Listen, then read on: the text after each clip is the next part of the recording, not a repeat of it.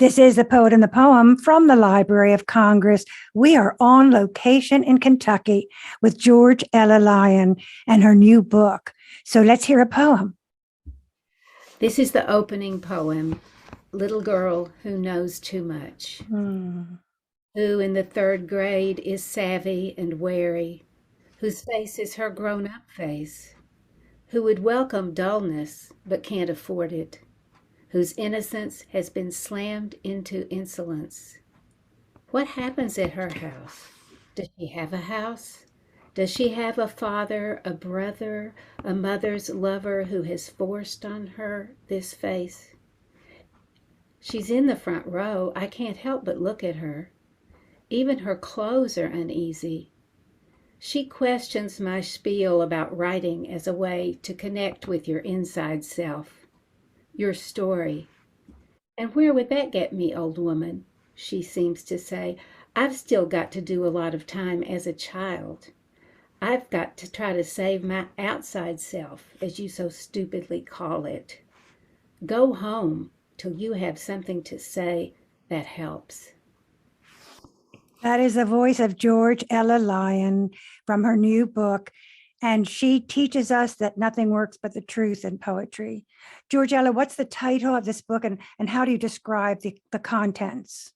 It's Back to the Light, published by University Press of Kentucky in 2021.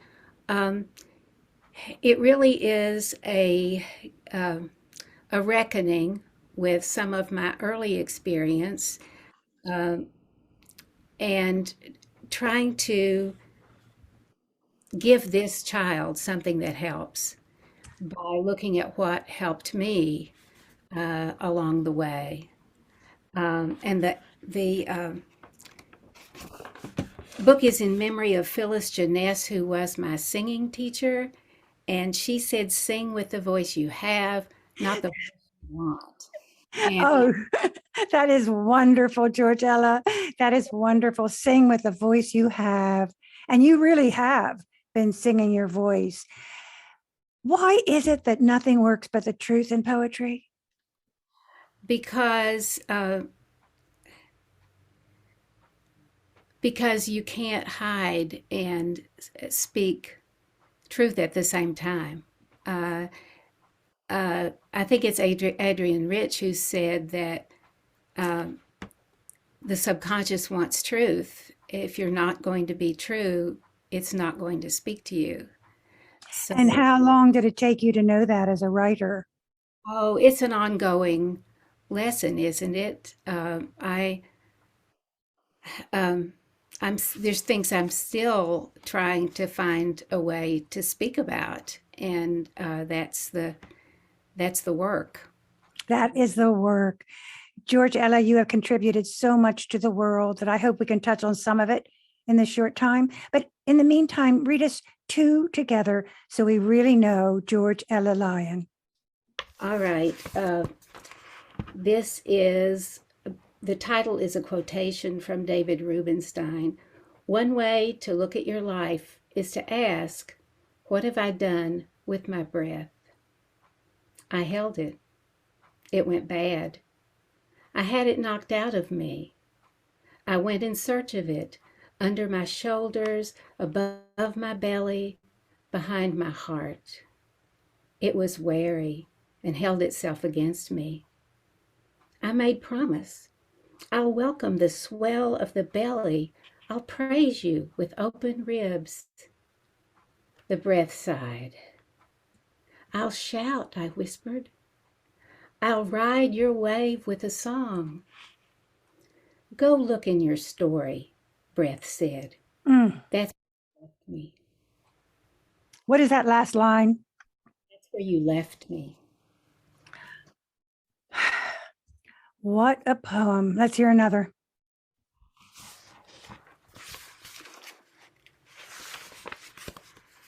Out with it. I'm telling you his name was fear, guilt, shame. I'm telling you his name. I'm saying what he did when I was just a kid. I'm saying what he did. He took me in his room, maple bunk bed tomb. He took me in his room. He was 12 and I was 5. I left my body to survive. He was 12. He was 12. I was 5. I told my mama and I cried. She turned stony, said I lied. I told my mama, but she said I lied. I was 5 and she was grown, so I made her truth my own. I was 5 and made her truth my own. They were bigger than me, but I've labored to be free. Nothing's bigger than free. So I'm telling you his name was fear, guilt, shame. He was 12 and I was 5, and my mama said I lied. But they are gone, I am grown, and now my truth is my own. Georgella, your truth is our truth, and the body does not lie, because when we hear you, we hear everything we ever wanted to hide. Adrian Rich said, everything that's buried is not dead. So your mission in life is to excavate the truth and to push the envelopes that we all can speak. But in addition to just being open and vulnerable, it takes craft, doesn't it? Was that a sestina? What No, form? it's not a fixed form. It just evolved a little bit with the repetition of lines, a little bit like a blues, you know. Oh, that's what I got. Those refrains. Right. Were you influenced by the blues when you wrote that? I wasn't thinking about that, but I'm very saturated with music. So, so my husband is a musician, and I often incorporate singing into my readings because I write poems. I mean, I write songs too. So, and when I'm in school with kids, I get them to sing with me. So that's Georgella, you have found your voice in every language. But I want to talk about craft because that is the what floats your boat. I mean, we had the repetition, we had the rhyming, we had the interior rhythm and the lyricism, which kept us moving with you. It wasn't like a staccato report. So when you teach, how do you tell people that we must build an armature for the truth? um, one thing I always say, because I do this, is read everything out loud, because your ear will tell you when the language goes flat. It will tell you when you're not telling the truth, because your voice changes. You may not realize it, but it does. Um, I also urge them to read a lot and to try out different forms, because you may not write a villanelle that you want now, but if you have that form in your um, in your repertoire, when something comes for which that is the right container, you'll have it. Um, But more than anything, you've been a teacher, you're an award-winning poet, and more than anything, you are the arrow in the heart of poetry. So please read us 2 more and tell us the book title again. It's from the University of Kentucky Press. Back to the light. George Ella Lyon. Um,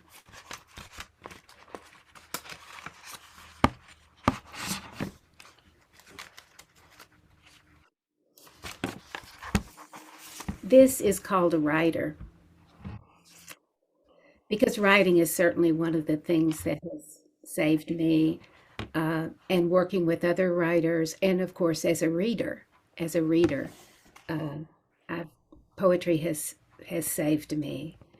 Um, Writer, the page is not your limit. This book, this room, they are not your margins. You can write on a street, a state, a continent. You who wove your words out of meadow grasses and hawk feathers, write on the river, right on the sky, right in between November sycamore branches, on the line of a prairie horizon, right back to history. Answer every note you ever received, including those from birds. Ask your dreams questions. Ask your body for secrets. What words lodge at the base of your spine or under the heft of your breast? Each stroke of your heart sends rich red ink on its errands, picking up food and air, brightening speech. Think. You are never inkless, always in the flow. You have only to pick up a pen, small wand that taps your great tree of life. This is the season. You are what you are. George Ella Lyon, did you have that bird come in on cue? It's my bird clock. I couldn't believe it did that. Pretty clever, I think. Well, I want everyone to know that you were formerly the Poet Laureate of Kentucky, 2015 to 2016. And you have won many awards, have written 50 books for children and adults. And some of them are award-winning books. I will read the titles: Voices of Justice, Many Storied House, She Let Herself Go, Voices from the March on Washington, and that won the Sybil's Award. Catalpa, and that won the Appalachian Writers Association Book of the Year. Then you were featured on PBS. Talk about how that happened. Your poem, Where I'm From, was a national feature, and then many people use that as an exemplar poem to teach. How did all that come about? It was a miracle. Really. Um, I was, well, the poem itself came about from a poem by a friend of mine, and her poem came about from something somebody said. So it was a pass it on phenomenon from the beginning. Then I used it with teachers in workshops, and then they took it, and now it's gone around the world. It's just astounding what's happened with that poem, and I just got to be the what person who it came through, you know. But the United States of Poetry, the PBS series you mentioned, it came. They did two poets in Kentucky, and they came to me partly because of a. Though they were in New York City, one of them had a family connection to Harlan, which is the little coal town I'm from, and so he was interested in somebody, you know, from that part of the state. So I sent several poems, and that was the one they wanted, and so that was another way that the poem got out into the world. How did the teachers use that poem? Uh, I it's a list poem. You know, I am from, um, or I am not from, or Do it's you think you invented that list? Because that's being used universally. In fact, I use that for my workshop for children, young people to introduce themselves. Did you then create that? well, not completely because my friend Joe Carson's poem um, is spoken by someone who is not doesn't live where she's from, but she loves it. So she says, "I'm from people who don't have roots like trees. I'm from the bed I get up from every morning." So she uses that, but it's just a small part of Joe's poem. And then I took it uh, because I am from people who have roots like trees. I took it and went with it that way. But so my whole poem's like that. It was a segment in her poem, and it was a segment in what this person said, whoever it was. Because Joe's book, Stories I Ain't Told Nobody Yet, um, are all based on things she heard people say. So they come right out of what Wallace Stevens called the bread of faithful speech, and into a poem, and then it went on. I think, you know, it's about the power of place, the in identity. It's about the power of poetry, about the longing for a voice and teachers who, I mean, that's and of course the internet. When the internet hit, you know, it just kept going. Well, But George Ella, I want to talk about your world and your location, but first we want two more poems from you because when you speak, we do not forget. you were talking about finding the voice of the poem, telling the truth. And I first tried to write about this experience as if it were funny, because I had told it as funny all the years since it happened. Uh, it happened in 1981. And only uh, recently did I realize what it was about and that it was not funny at all. And um, so that's a journey to the truth of an experience. Why I Fell at the Folger Shakespeare Library. For decades, I've told the story how, impressed with myself, I bought foolish shoes for a big reading in D.C. How I tossed aside my rule, never wear shoes you can't run in. Beige, leather, and suede, lightly heeled pumps. I've said that's why I fell on the intricate parquet stage, freeing poems to fly and requiring me on hands and knees to grope for salvation, her words, the bowl, stripped, before standing to make my way to the podium. I've laughed at my first line, at least that's over, and mocked my distress as I peered into dark and saw my parents had come. 9 hours they'd driven from Kentucky, only to witness the sprawl of an awkward daughter's pride. Then, at the reception, a family friend from my hometown came from behind, turned me, and kissed me on the cheek. I'm living in Fairfax now, he said. Sorry I was late and stumbled in. You stumbled, I said, choking on Pinot Noir. My mother gave him a hug. I told the story, my downfall, my vanity, those shoes. The century would be gone before my mind knew what this neighbor had begun when he was 12 and I was 5. How his hand over my mouth he'd forced me down. How he'd split my life. Nobody will believe you, he said, and he was right.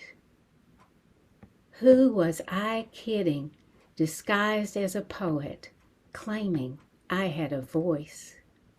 Just his approach, homing in on the Folger, would fling me to the floor, tear words from my hands, have me groveling right where he'd left me.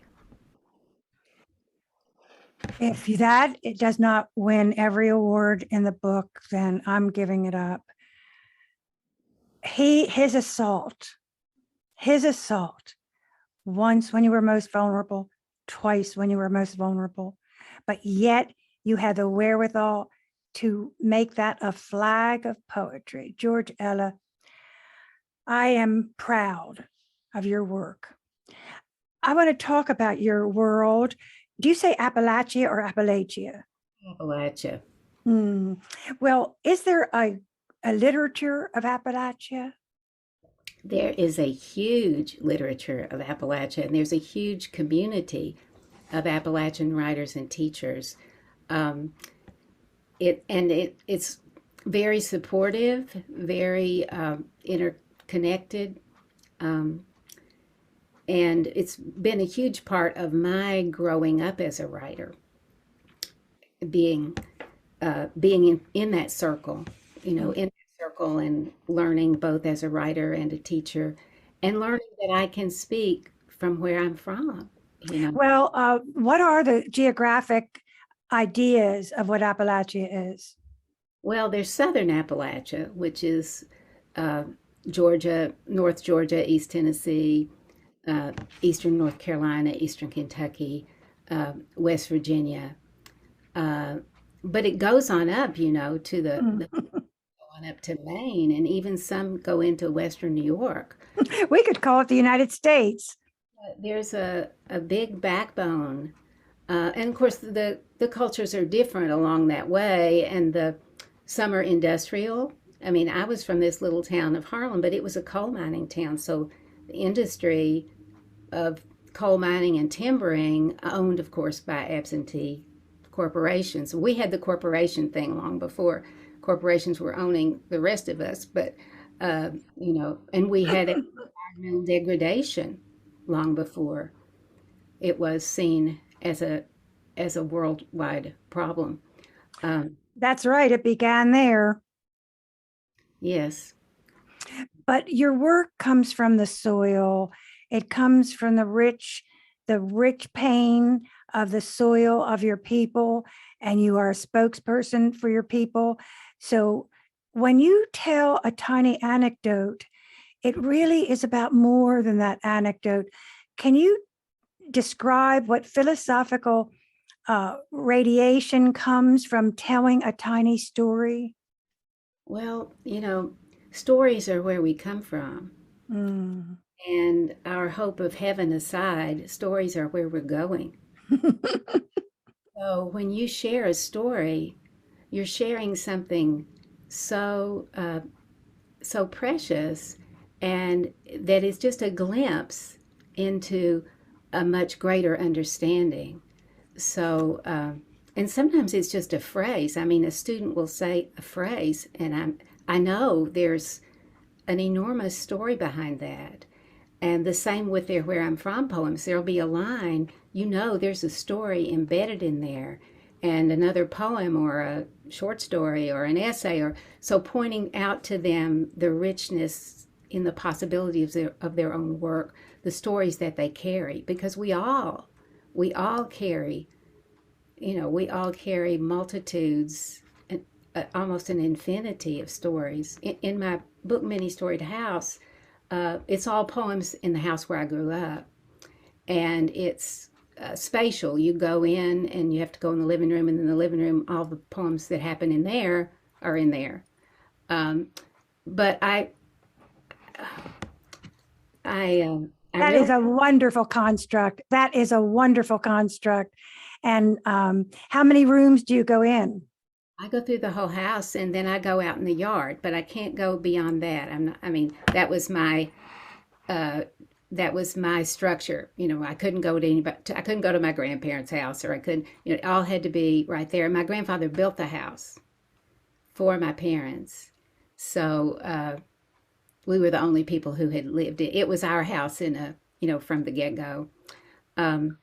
And I did this. I made up this exercise based on a lot of other people's exercises called mapping your memory house, and then I did so many poems as I was using that exercise. I always write when I give people an exercise, because you need all your writing time you can get. You can't waste a minute.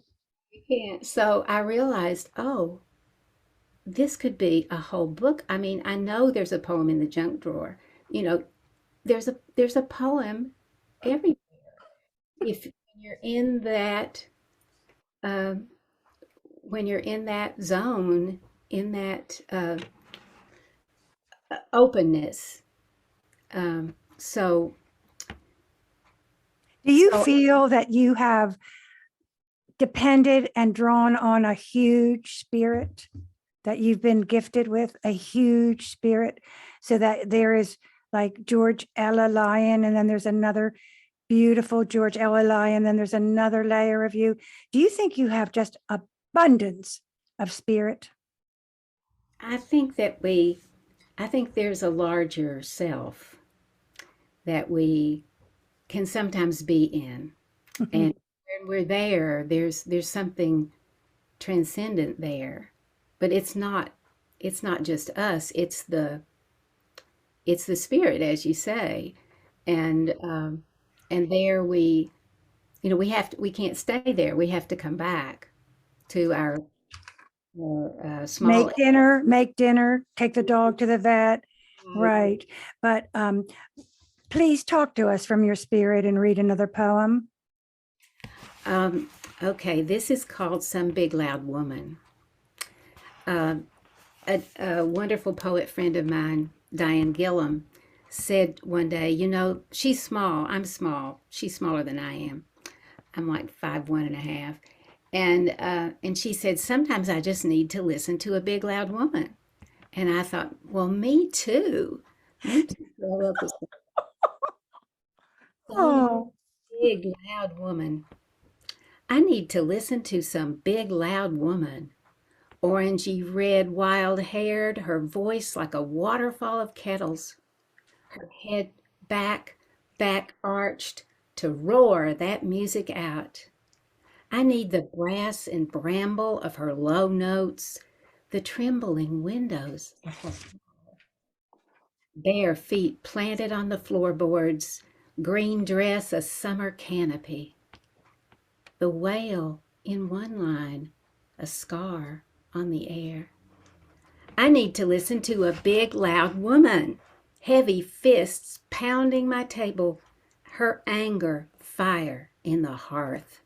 I need the avalanche of her laughter, the flood of her truth. I need to listen to some big, loud woman. I need some big, loud woman to listen to.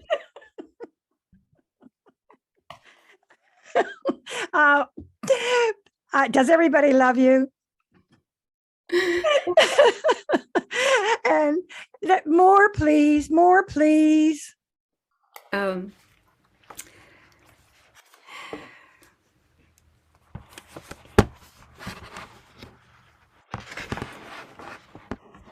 When I think of that beach, when I think of where the planes landed when I was a Barra boy, when I think back generations before the planes, when I ran, a little girl with braids flying, down the strand from my ma to my da. When I remember being the da, hoisting my boy to my shoulders, walking home in twilight, sky the color of doves. When I remember being the ma, stirring fish head stew in the iron pot over the fire. When I remember changing the straw in our pallets, dreaming of a feather tick. I can see blisters on my least one's arm. When she bumped my hand as I ladled up dinner, I see her feet in the straw shoes my ma plaited. And I am young again, wild as a girl, feisty as a boy, a man tall in his strength, a woman full in her giving. And the light of this earth shines through me, and time is the way we join hands. George Ella, when you say the least one, was that the child in you? Yes. What a way to put it. What a way to put it. I've heard it said every way in the world, but never the least one. Only a poet would say that. What do you want as you go forward? Wow.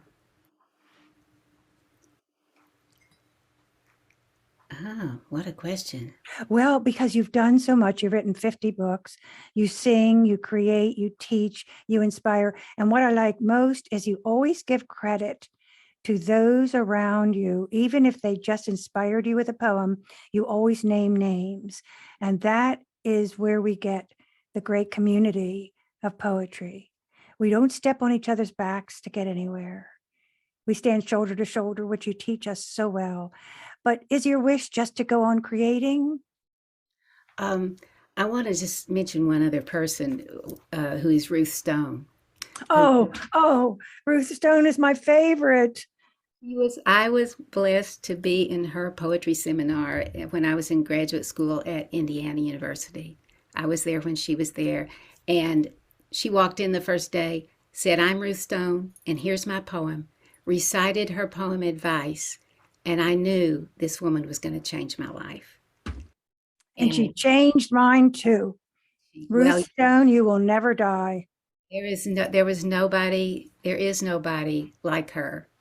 And we were friends, from then on. And my life just is immensely blessed. And now we have the essential Ruth Stone collected, and it's just amazing. Isn't it marvelous? What you're talking about is kind of a magic baton that we hand down. And it is really holy work. I mean, when someone touches your soul and gives you reason to go on, that's pretty big. It It's is. better than having 2 eggs in the morning. It's being rich. It's really being rich. Let us have another poem, please. We can't get enough of you. This is George Ella Lyon. I wrote this poem in '08 after the housing bubble burst, and financial situations were dire, and the people with the least suffered the most. The meadow does not know about the stock market. Today she is worth exactly what she was worth yesterday, a year ago, at creation. I don't mean property value, taxable assets. I mean milkweed and copper moths, honeybees, cow vetch, king snakes. Meadow life is not money. What rises and falls here are stems and flowers, leaves and fruit. No zigzag line of profit and panic, but the great wheel turning. Here God gives of her extravagance, and here, like flicker, viceroy, dragonfly, we come into our inheritance. The voice of George Ella Lyon. This is the poet and the poem from the Library of Congress. The program is produced by Forest Woods Media Productions, post-production by Mike Turpin, MET Studios. We wish to thank the Library of Congress for making the program possible. Funding is provided by the Sinipit Fund, Ravada Foundation, Avi Day Shoshani, and Sandy Jackson Cohen. Our engineer is Mike Turpin. I'm Grace Cavalieri.